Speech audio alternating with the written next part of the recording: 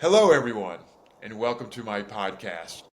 Today, we're diving into one of the least glamorous, most business critical areas of IT documentation. I'm Greg Ravine, and I help MSPs, MSSPs, and IT solution providers scale using AI powered systems so they can grow revenue predictably. I'm joined by Darek Hahn, President and CEO of AffinIT, a managed IT and cybersecurity services provider known for building long-term partnerships with clients who demand both operational excellence and compliance confidence. And we'll be exploring common documentation challenges that IT services clients face and best practices for maintaining proper IT documentation standards. So, from compliance audits to daily service delivery, consistent, accurate documentation separates reactive providers from trusted partners. And Darek has spent his career helping organizations turn documentation chaos into clarity and control. So, Darek, welcome to the show. Thanks, Greg. I appreciate you having me on. Oh, great. Well, why don't we kick it off with you introducing yourself, maybe a little bit about your background and your journey to CEO of AffinIT. Sure. I started my career when I moved to New Jersey in 1998, really in the facilities and operations side of business. Worked through that and actually had IT reporting to me all through my early career, and at some point ended up getting my IT certifications. And in 2011, went to work for an actual IT MSP, IT provider, who had been around since the 90s. They were kind of a lifestyle company, and I worked there for about 15 years, or about 5 years. And at some point got approached to possibly buy them. We ended up buying them in 2016, built it back up. They had lost a big contract and ended up selling it in 2021 to a cybersecurity firm out of Phoenix. Worked there for a couple of years. They really struggled with bringing them together, or our team together with 5 other IT providers to build a division. Didn't go very well. They're still struggling with it a bit. I left a year and a half ago or so, maybe, 2 years ago now. And about a year ago, tried to buy that division back from them to try to get them some revenue. That didn't work out.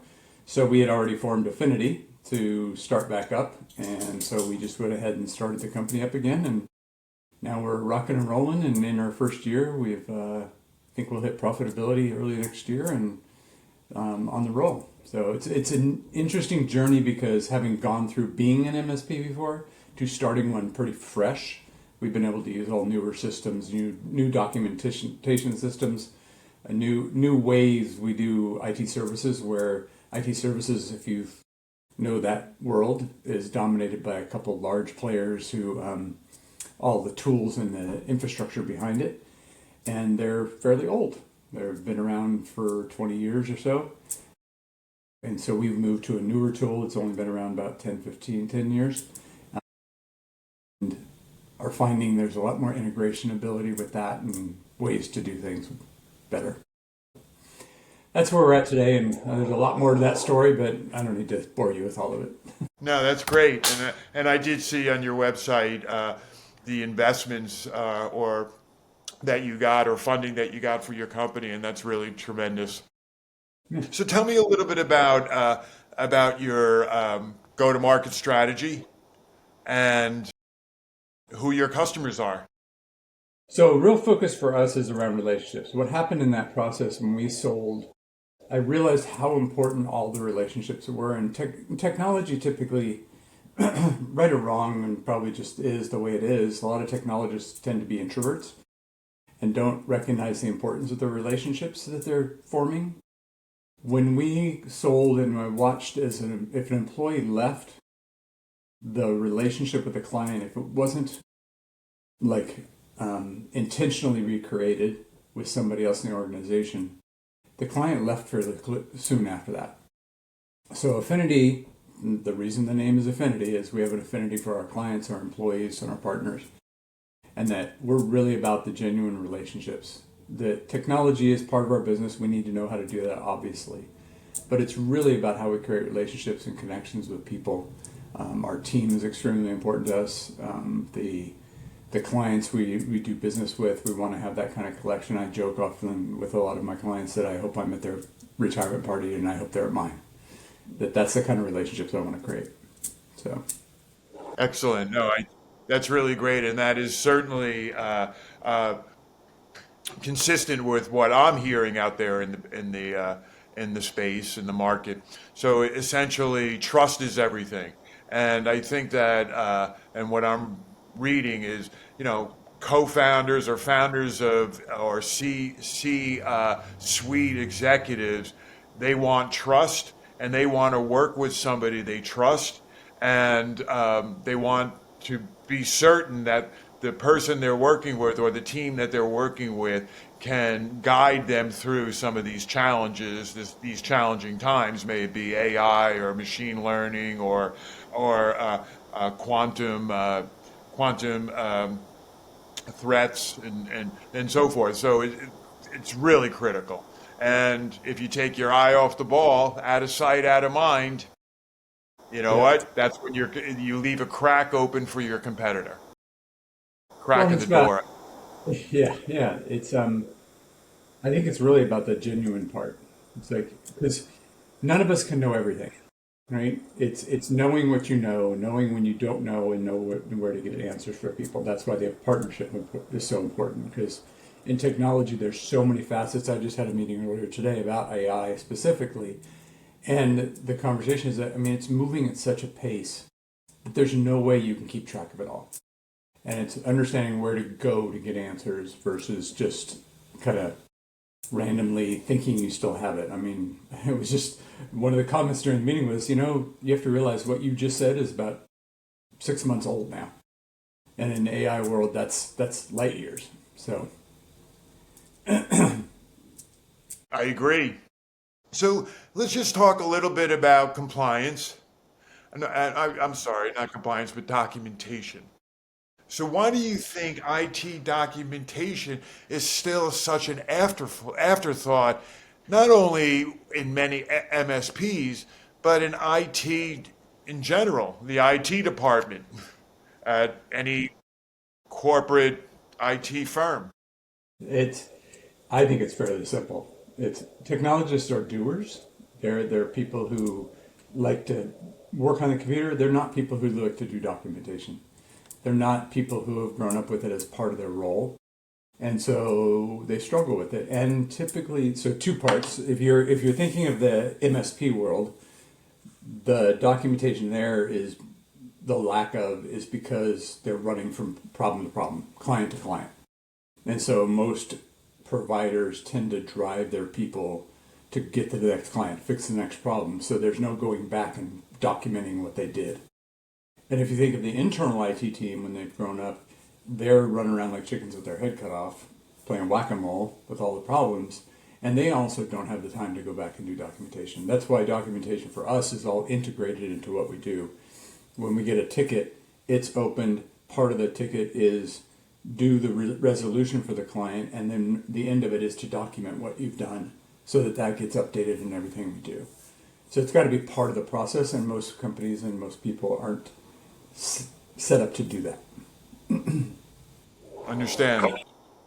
So, I mean, the relationship between documentation and compliance is obvious.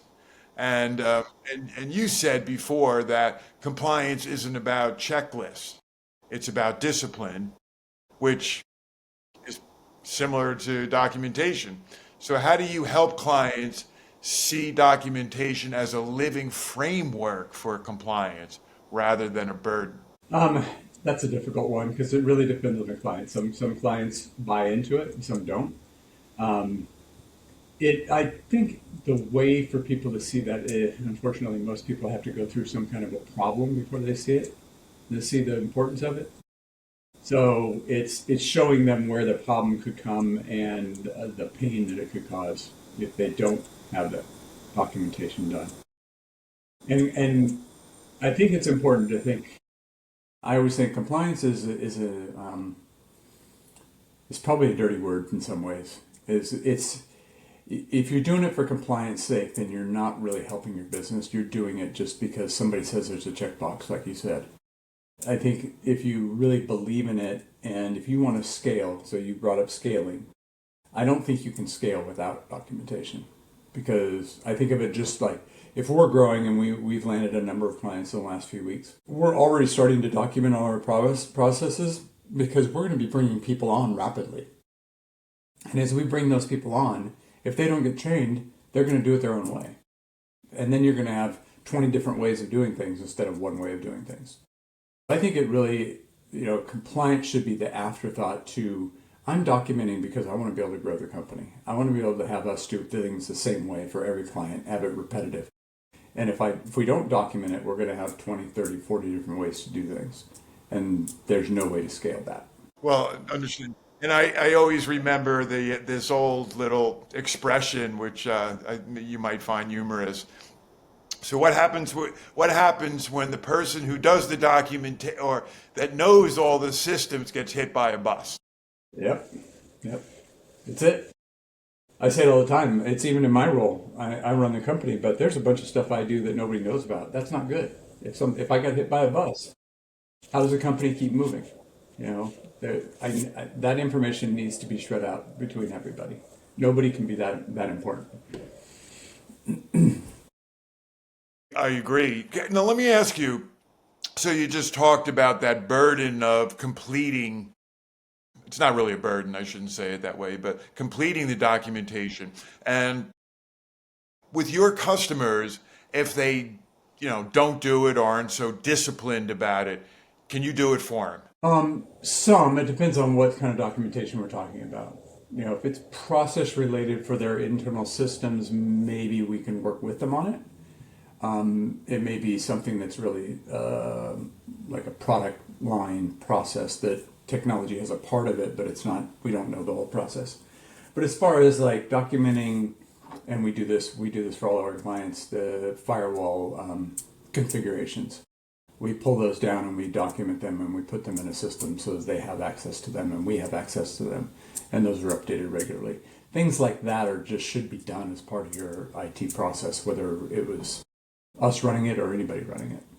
I always, one little funny story that I always think about around documentation is if you have an IT provider and you ask them for documentation, which you should do on a regular basis, is like, can I see the firewall config? Or can I see the network diagram?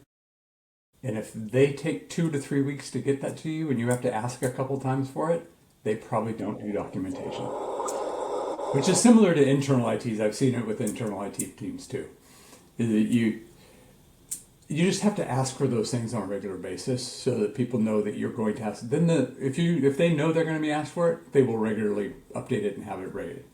But if you never ask for it, they're never going to do it until it's too late. Understand. Well, I mean, every MSP has tools, right? And tools even to help with compliance, Sure. but still, many still struggle with adoption. What's the mindset or process shift that actually gets teams to documenting properly? I think it's ease. When they start to see how easy their job is when things are documented properly, it's amazing the difference it has. So, for example, when I first started with the company that we acquired, documentation was pretty lacking. And there were a few people that would document, but everybody else would not do any documentation. We started adopting a documentation system. We used at that time, it was called IT Glue. And when we implemented that, the perspective of everybody changed because it was so easy to get information. And it was easy for them to do their job. They were becoming more efficient. The answers to the clients, they didn't have to spend hours trying to figure out what the last person did. They could go and look at the documentation. Okay, okay, I'm done. taking time to do it. So I think once people get into it and see it and see that there's a rhythm to it, it really makes a difference. But it's a cultural thing. You have to really make it a cultural thing. Well, you brought up a great point about efficiency, and so let me ask you, question of the day: can AI help organizations with their documentation?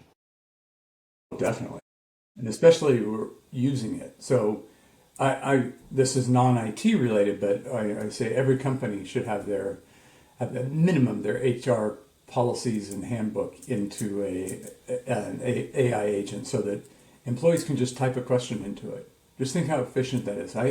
If I want to know how to do an expense report in a company that doesn't use AI at all, I start with where do I find that document that tells me how to do an expense report, which usually means an email to the HR department, and then the HR department, or a few emails to my boss and the HR department, and then somebody sends me a document, and then somebody has to train me on something, and then somebody has to tell me what the tool. Then I have to get access to the tool if there's a tool that I have to use to do an expense report. If I could just type in, how do I fill out an expense report? The AI bot gives me all the answers to that. How much efficiency, how much time have I just saved?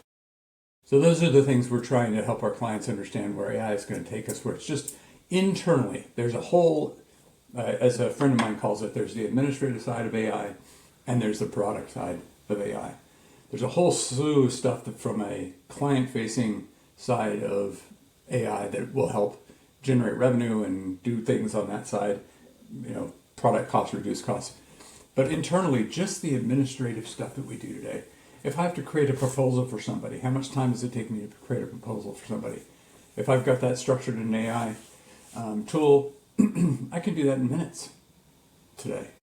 I mean, that's where the efficiency is going to come. But I will caveat with this. Becomes even more important there.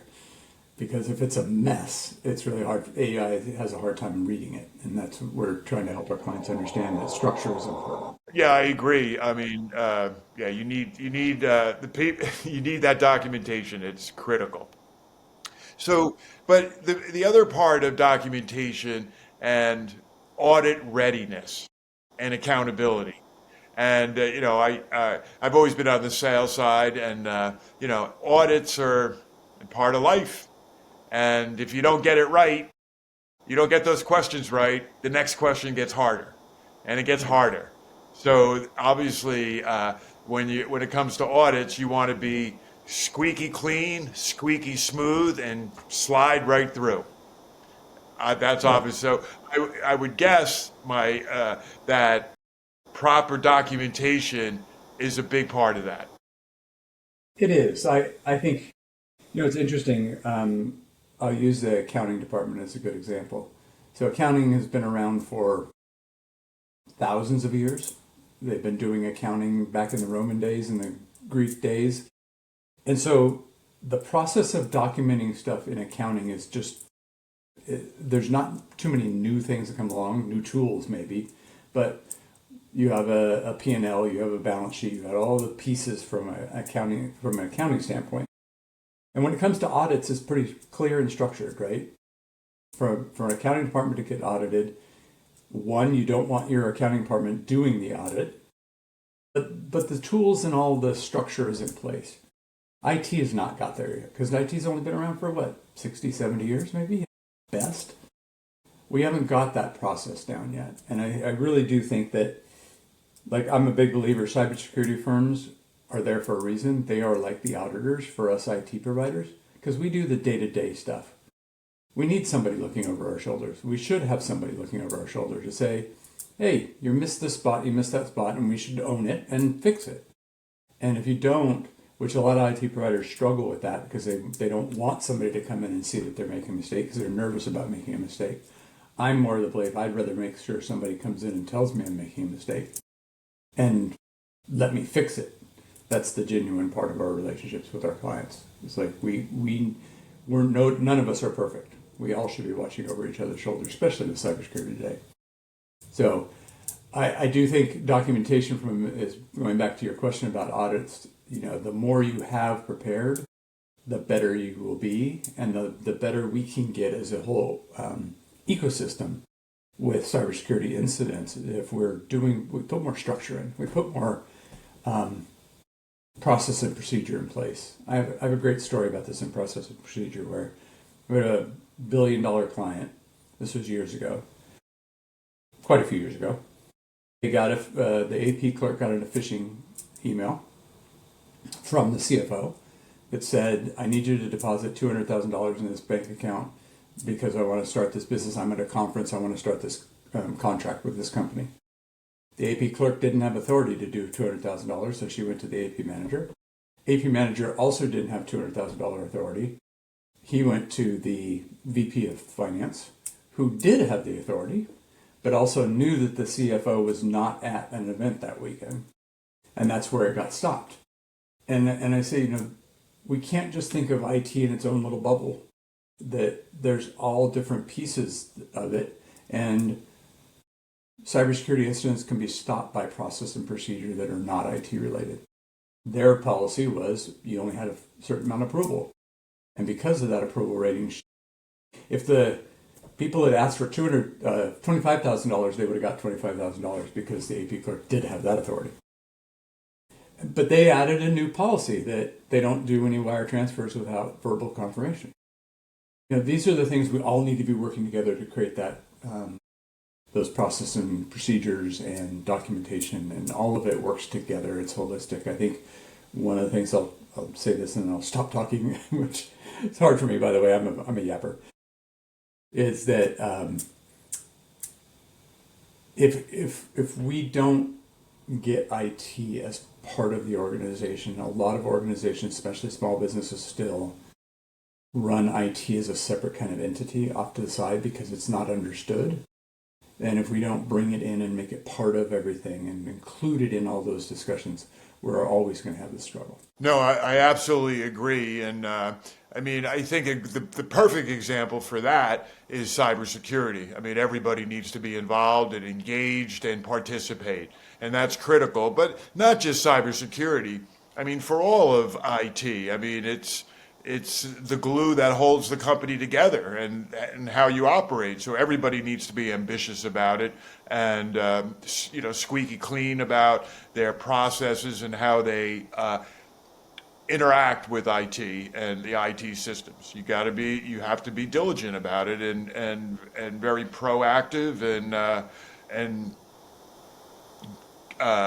pay attention to detail.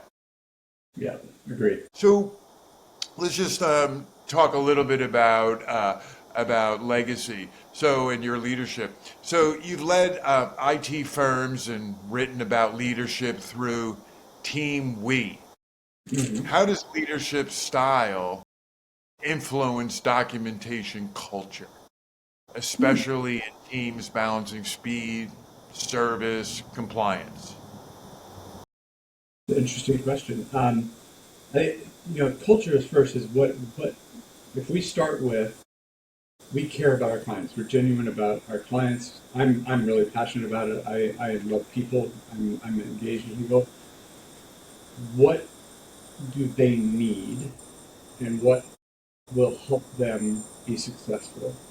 And if we start with that at our core, so as a team, we all operate that way. We talk about genuine relationship. We talk about helping our clients. That starts the culture, right? And so when we say, our client needs to be able to get XYZ at the push of a button, then we go out and look at a system. We use something called Hoodoo now for documentation, that we can give them documentation when they need it. So if they have a compliance audit, they're not waiting for us for a month to create this documentation. We're already providing that to them.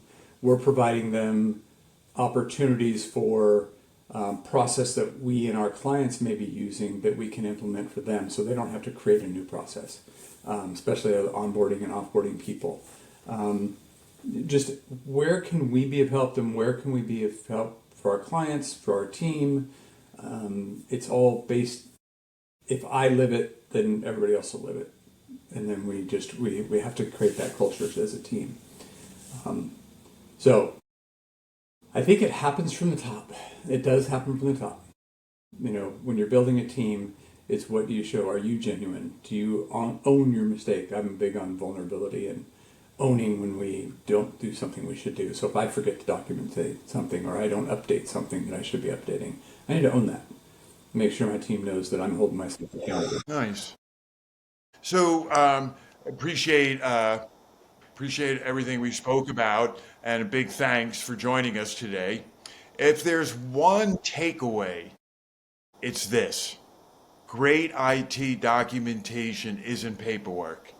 It's protection. And to learn more about Affinity IT and their approach to client compliance-driven IT, visit affinityitmsp.com. To our listeners, thank you for joining us. If you found this discussion valuable, please leave us a review on your favorite podcast platform and share this episode with somebody who might benefit. You can also visit our website for more resources on scaling your IT business at raybinassociates.com. So we encourage you to connect with Darek and Affinity IT, and don't forget to subscribe and leave us a review. Until next time, stay cyber resilient and keep moving. Thanks, Darek. Thank you.